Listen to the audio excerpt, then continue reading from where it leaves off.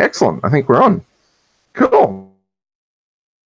Well, as I've said before, I am giving the whole going live a go. It's something I wanted to try and learn, and part of my whole goal here is to learn. So here I am. I'm learning. Isn't that fun? Aren't we fun? We're having fun together, aren't we? This is good. Just you, just me. Mostly just me at the moment. I don't know that anyone else is joining. And I'll just go and have a look. Let's go have a look. Don't think anyone else is here. Whoop. There we go. I will keep an eye out for anyone who jumps on with some comments. But until then, I wanted to talk about Phase 4, and mostly because I get a lot of people asking me about Phase 4 as a fan. I know that there are probably people out there who know more about this than me, but I guess I'm here to offer my thoughts, and thought I'd jump on over and have it and check it out. The whole thing with Kevin Feige's announcement at Comic-Con, they actually put up this as this is the outline of everything here. So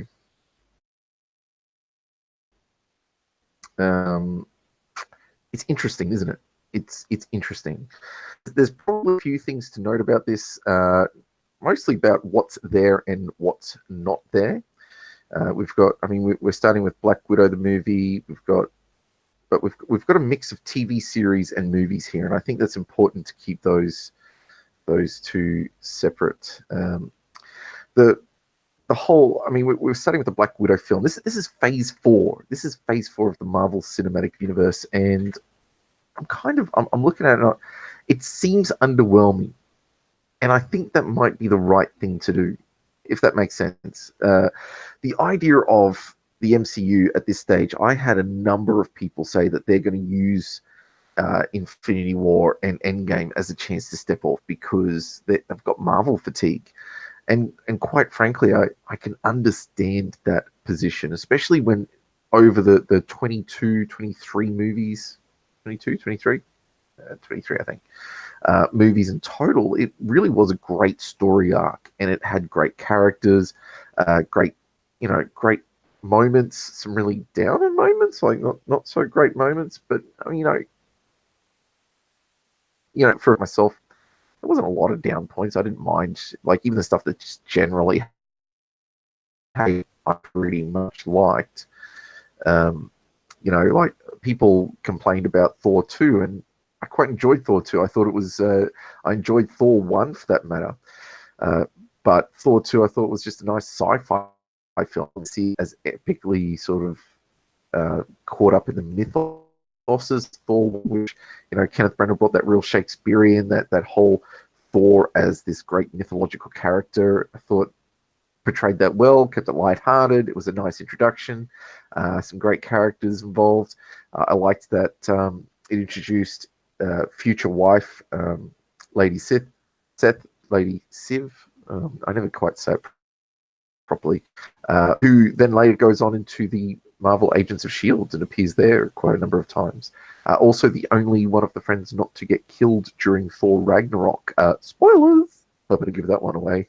And, well, if I'm giving it away, well, then you just don't care enough if you haven't seen it by now, really, haven't you? That's my theory. If it's taken this long to see it, you just don't care enough. Well, anyway. So let's check out what Phase 4 really has to offer. I mean, we're looking at what? We've got the Black Widow movie coming out.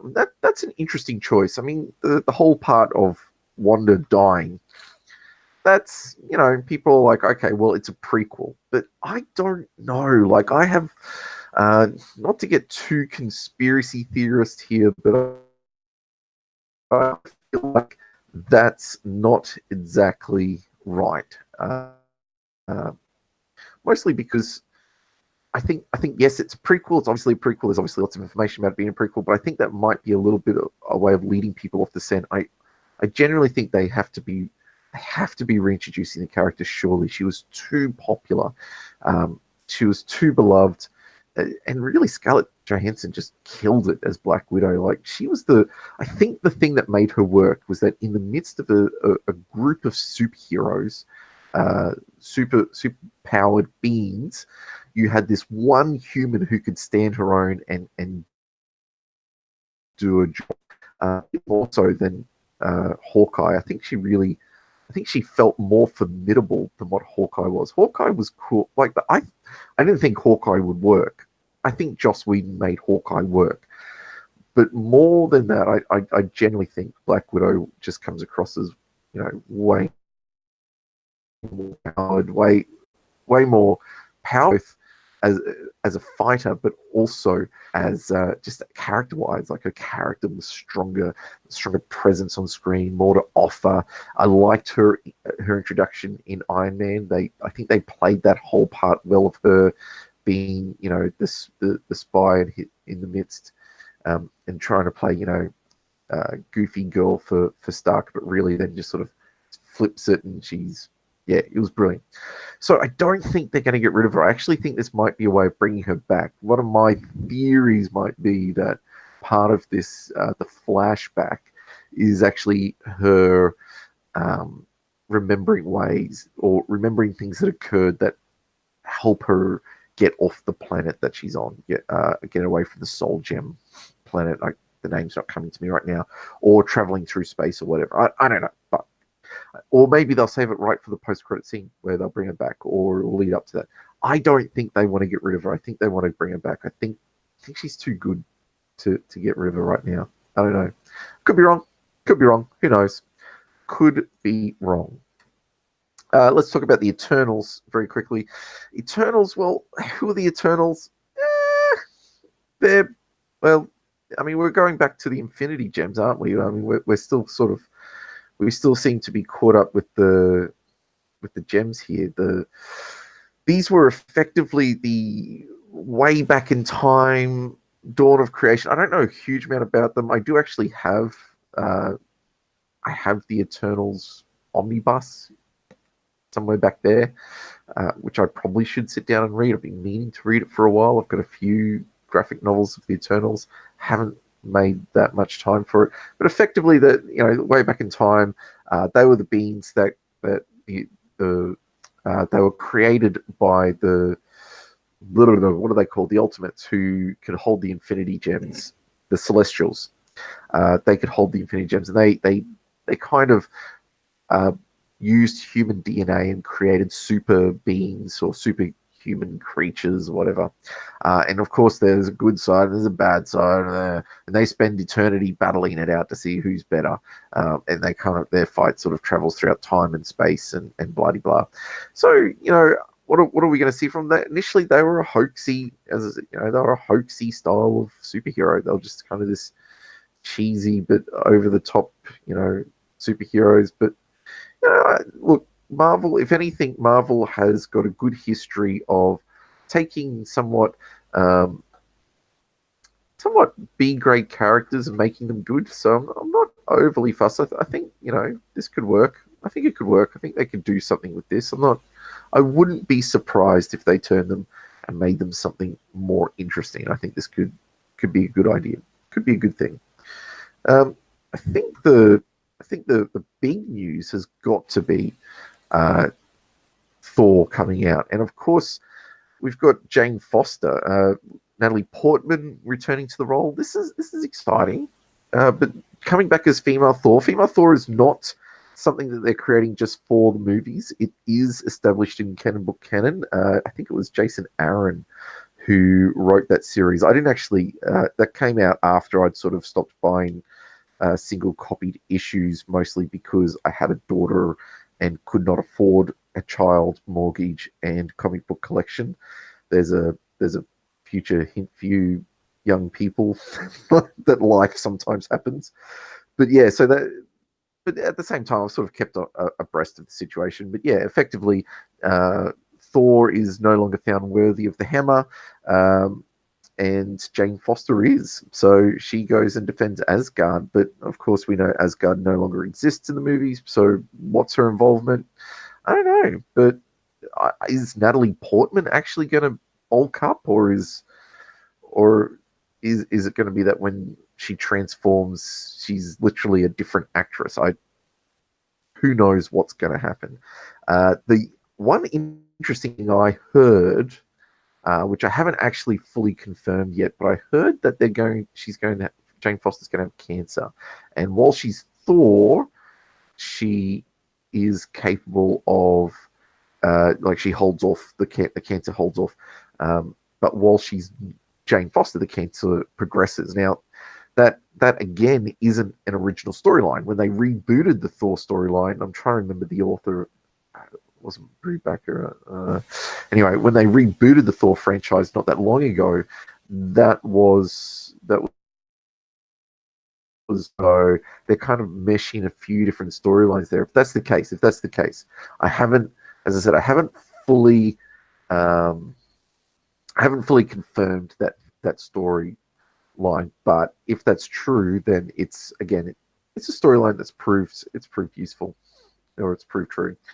The I think the I think one of the interesting things here is that there's quite a bit of B grade stuff going on, and in some senses, it has me a little bit worried. Okay, so we got the Eternals, who no one really knows a lot about, but I think there's enough establishment with the Infinity Gem storyline throughout the phases 1 to 3, sorry, that the Eternals would be a likely step. We got WandaVision, Loki, Hawkeye.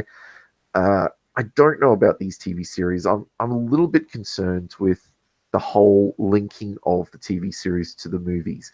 They're posting it as if, okay, so D, Disney are doing their whole, we've got we've bought back we've brought the franchise over to Disney. They're removing all of their Marvel stuff from Netflix. It's now going to be on their Disney streaming channel, and all the movies are going to be connected with the TV series. So they're going to expand the universe so that you have to watch the TV series if you want to get a full grasp of what's happening in the movies. I kind of think that that's a bad idea. Because I'm not signing up to Disney, honestly. I've got a kid and I'm not signing up to Disney. There will be diehard fans who will sign up to Disney just so they can get the full story. That I'm not one of them. And it's mostly because I don't want to sign up to a whole bunch of streaming services just so I can get all of the Marvel lore or all of the television shows. The worst thing about this is that when streaming services started, they were a solution to, like your pay TV. Pay TV was overpriced. It was too expensive. You couldn't really afford it. And streaming services like Netflix and that, they brought together a whole bunch of really good TV, really good watching, and you can sit down and, for way less, you could enjoy this stuff. But now it's like everybody wants to keep their intellectual property. No one wants to share. And so now, if you want to have the same variety of pay TV, you're going to have to end up paying pay TV prices to sign up to all these streaming services. Disney's now probably going to be one of the best out there. Let's be honest. I mean, Disney will have the kids. They'll have all the best Disney channels. Disney Channel is huge on Foxtel. I have no problem believing that Disney will succeed in the streaming services war. I think there are going to be a lot of places that don't. Is I don't want to sign up to a whole bunch of streaming services just so I can get my fix. That's the long and the short of it. I watched Marvel Agents of Shield, and I loved it. And I liked the way that they integrated the movies in, leading up to a number of movies. They would have elements of the story leading up to it, but they weren't critical. Like, you could still go and watch the films and have enough knowledge of what's going on without needing to have watched Marvel 8. I keep getting it so wrong. Marvel Agents of Shield. But if you watched it, then you had that little bit extra. It was just a little bit Easter eggy. Like, for instance, scientists from Avengers 2, the scientists get mentioned by name. They talk about the twins, who we eventually realize is Wanda and Quicksilver. So, you get those little bits of backstory, but it's not too much. So if they do it like that, okay, but it sounds like they're going hardcore into this. And you've got a couple, like, we've got a few things here, like, what is this? What is this? What is Shang-Chi and the Legend of the Ten Rings? Like, I mean, I can tell you who it is. It's another B-grade character from long ago, and as we've said, Marvel can take B-grade characters and make them good. And I almost wonder if they're just thinking they can do anything at this stage. But I'm curious because, to be honest, there's they're still posting this is the big, uh, this is the first Asian, like Black Panther was big because it was the first uh, it was the first Marvel film that was championed by an African American, even though you had the Blades. I think they were meant within the MCU as it was now. Like I don't think they included Blade, who was 3 movies championed by that. But anyway, I just think like if you're going, if it's all about, if it is what they're saying, which is about having an Asian person lead the cup, well, I mean, I think there's just better characters out there, like more well-known characters, and maybe not as well known as some others. And I think it's great to have uh, a film where we do champion some diversity. I don't know. I just think there's probably some better characters. I mean, Miss Marvel, who would connect beautifully with Captain Marvel. Maybe they don't want to confuse the whole issue, but in the comic books, Miss Marvel eventually becomes Captain Marvel. Miss Marvel works with Marvel, the alien, the Kree alien, and takes on his powers and it becomes Miss Marvel, and then eventually the storyline progresses to where it became Marvel. But even after that, after she became Captain Marvel, there's still Miss Marvel, who yeah, like I mean, just other characters taking it on. Of course, we've got another version of the Hulk. Now, I don't know a lot about Cho's story as a character, but the options there, and there's already the connection with Hulk, and maybe that's the next step for Hulk. Who knows? But my personal favorite would be Sunfire. Like Sunfire has always been one of my favorites from the X-Men. I don't understand why. I just think, I mean, you got Jubilee as well. Jubilee is definitely an option. But there's just better characters out there, so I don't know why they've gone with Shang-Chi and the Ten Rings. Of course, some people are speculating that the Ten Rings refers to the whole Mandarin thing, bring Mandarin back. But people complained about the way Mandarin was represented in the third Iron Man, but I loved it. I thought it was perfect. I mean, effectively, the Mandarin not actually insensitive character in terms of his depiction, and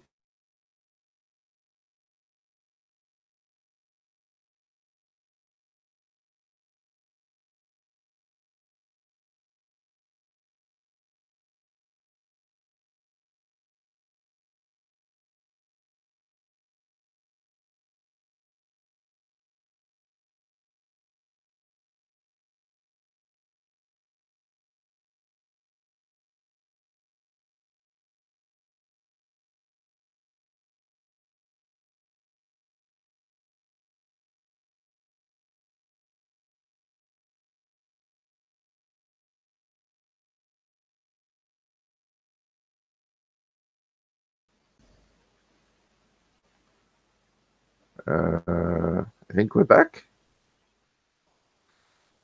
Think we're back.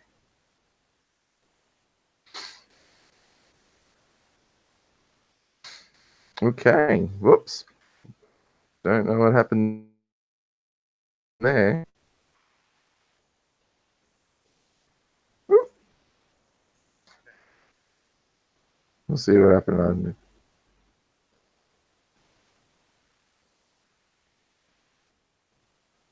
Okay. Well, sorry about that. I think we're all good now though. So we're catching up. Where were we?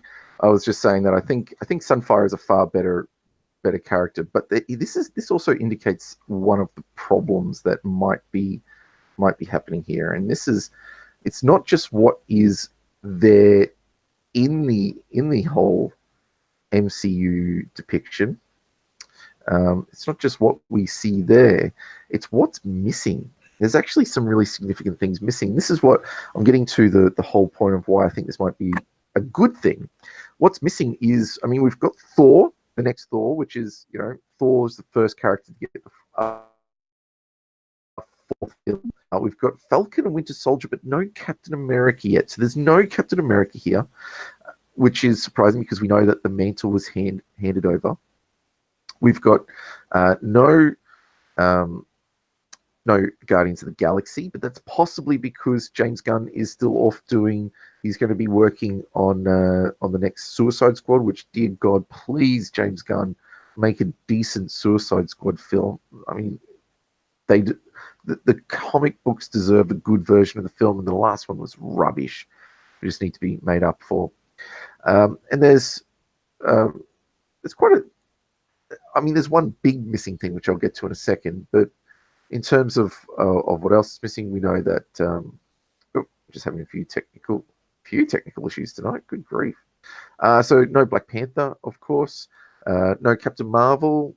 No Guardians of the Galaxy. No Ant-Man, and of course, the big one for me is no X-Men. I mean, Marvel finally get the X-Men away from uh, Sony, and no X-Men film. How long do I have to wait for another decent X-Men? I mean, I know I've just got Phoenix, but I wanted to see X-Men start to integrate into the MCU, and it seems like we're going to have to wait another 2 years. But this is what I'm saying. Like, so none of those things are there yet. But this phase is a 2-year roll around. I know it's got Fantastic Four and Blade there, but they don't technically count because it was announced that they are actually the beginning of phase 5. So what you've got is this kind of, bringing in the periphery, trying a few different things out. We see Doctor Strange come back, and what I actually think that this is all about setting up phase 5. A lot of the you got to think about phase 1 and 2 that led into phase 3. By 3, everyone was on board.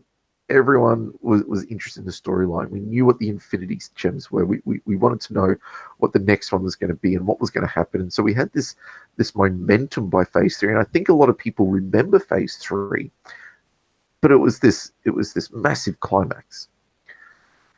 But they forget maybe the sort of slow burn and move up towards it. I think this might be them stepping back and going, okay, we need to ease off, and we need to build momentum again. We need to get people reacquainted with the new characters. We need to get them familiar with the new story. I think there is a big storyline that's possibly developing through here, and it's actually probably not a surprise because I've spoken about it a number of times already. And I think the clue is in the Doctor Strange film, which is the multiverse of madness, the whole multiverse theory, and even bringing in what if. Now, if you don't know what if comics are, they are effectively the multiverse formed partly out of what if, in that there were stories like, what if the Punisher killed all of the Marvel universe, or what if Rogue lost her powers and was able to have a relationship with Gambit, or what if Wolverine didn't get his adamantium. They just explored what effectively were storylines where same characters, similar characters, similar universe, but there was one thing that was different. And so you go, well, why are they bringing that in? And you've got lots of little clues through phase 3 leading to the multiverse. And I actually think that Endgame is a better setup for the multiverse than it is for time travel in Marvel films. I don't think they spent as much time on the time travel as they did on establishing the multiverse, which is that you go back, you change something, and you create a new timeline. So what I think this is effectively leading to is I think this is effectively leading to the Secret Wars. Now, if you don't know the Secret Wars in 2015 was, I mean, it's based on an earlier comic, Secret Wars, but they developed the name. They took the name. But in 2015, they had a whole comic book series, and I think who was that? That was Hickman, I think. Jonathan Hickman wrote this storyline where the multiverse starts to collapse. So it's in fact we've gone from world-ending threat now to universe-ending threat. So whole universes were disappearing and collapsing in on other universes, and all the different multiverses started to collapse in. Now, you might have started to see that with Into the Spider-Verse, the animated Spider-Man movie, which was great. Look, I loved it. But what a great film for setting up the multiverse. You start to see all the different Spider-Men. You start to see all the different ways in which the universes can diverge out and how they can be brought together. So my theory is that we're leading towards ultimately the Secret Wars, where the multiverse starts to collapse and they actually have to save the multiverse. So that's just my theory. It's good. I don't know. I think it's exciting. I think it'll be interesting to see. I'm not excited for Loki. I'm not excited for WandaVision. I'm not even really excited for Hawkeye. Now that's got Jeremy Renner slated to play Hawkeye, but I don't even know if it's going to be about Jeremy Renner. I almost wonder, we heard in Endgame the first time that the name Hawkeye ever gets used was with his daughter, and I don't half wonder if it's going to be more about his daughter than it's going to be about him. So that will be interesting. What If almost feels like a desperate attempt to just capitalize on the Marvel name and bring in more stuff. Some of this feels a bit meh. I'm not 100% sure, but it could just be the genius we need. It could be the step back that we require so that people can just take a bit of a breather, not feel like they have to be overly invested in anything, and then slowly build up investment through. If they tell good storylines, I think they will. I think if they can start to get people a little bit interested in these other characters, expect there to be a bit of a slow burn. And I almost feel like this is almost a palate cleanser for when they bring out the big hits again. So instead of trying to build, more blockbuster on blockbuster like they did ultimately up into Endgame, just cleanse, giving people 2 years to just sort of explore the universe and see some different stuff. Not really, I mean, they're going to be big anyway. People will go and see them. But then coming in with your next Black Panther film, your next Captain Marvel film, finally bringing, Falcon and Winter Soldier to a Captain America film would be interesting. And just seeing where it can go. I mean, they've got Fantastic Four. That's the big one for me. They haven't made a good Fantastic Four film yet. I'm sorry. They've all been rubbish. They're horrible. So can they? Please do something other than Doctor Doom. Please do something other than Doctor Doom. And if you are going to do Galactus, do a good Galactus. Don't do some big shimmering cloud. Silver Surfer did look good, though. I'll admit that. They did a good job of making the Silver Surfer look. So that's my thoughts on Phase 4. Why am I doing this? Well, firstly, as I said, learning. But I appreciate being here live, checking out what's going on. And I just think I need to find some ways to both connect, to work with the audience, but also to work with you and to get your thoughts, to be a bit more relevant to what's actually happening immediately. But to be honest, I want a way to actually do something in the meantime while I'm working on other stuff. And right now, my current project is I'm working on a documentary, and I've mentioned that before. I've already got the topic down. I'm doing research on the topic, and over the next few weeks, I'm actually going to practice some of the skills I will need for that because, as I said, this is all about learning. So I'm here to learn.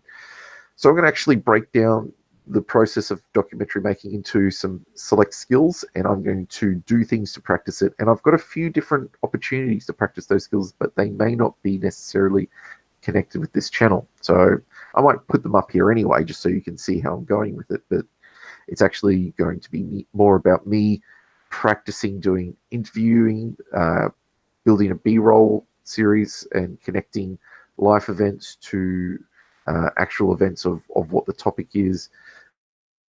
It's a few things like that I'm going to be focusing on, and I hope you'll join with me on that journey. So thanks for watching, thanks for joining in, thanks for participating. Love to hear your thoughts on this, by the way. Am I completely off my rocker? Is my theory absolute rubbish? What do you think of the whole rollout? What do you think of Phase 4? I think it could be a good thing. I honestly do. I think it could be a really good thing. I think it could be just what we need to take a bit of a break and builds back up into the momentum that we had before. And hopefully, in the next this is a 2-year rollout. Maybe in the next 3 to 4 years, people will be as interested in investing in the MCU as they were last year and this year. So that's cool. Let's find out. Thanks for watching. Until next time, my name's Dave Adams. Bye for now.